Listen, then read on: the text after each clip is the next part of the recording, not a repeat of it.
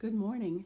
Some of you may remember a while back I posted a message about Helen Keller, lessons learned from an unsighted person. It was based on Helen's autobiography, The Story of My Life. Today I want to share one brief paragraph from that book.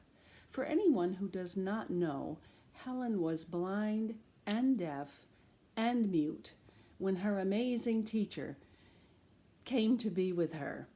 Helen was just 7 years old when Sullivan came. Helen was born in 1880 at a time when a child with her physical limitations would normally have been sent off to live in a home somewhere with children like herself.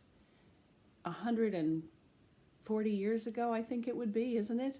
A child like that would have almost been considered animalistic. And how frustrating for Helen as a little girl and not being able to communicate or get people to understand what she wanted to communicate.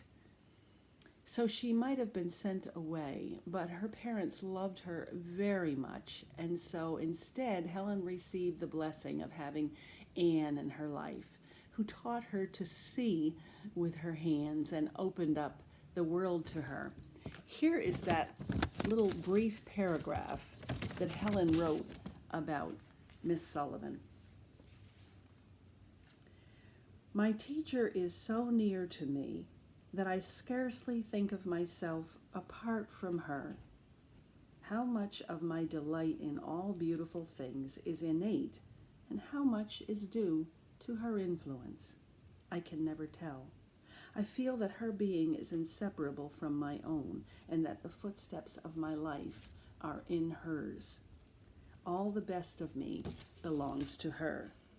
There is not a talent or an inspiration or a joy in me that has not awakened by her loving touch.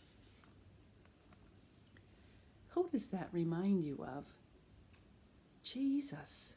It sounds like him.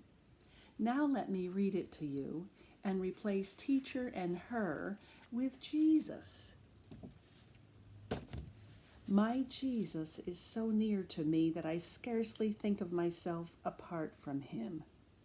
How much of my delight in all beautiful things is innate, and how much is due to his influence, I can never tell.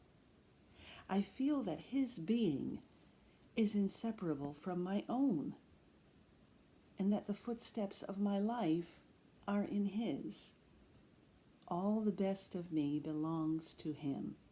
There is not a talent or an inspiration or a joy in me that has not awaked by his loving touch. If this describes Christ in your life, praise God. But if it doesn't, and you want to get to know him like that, ask him into your heart today and make his being inseparable from your own. You will not regret it.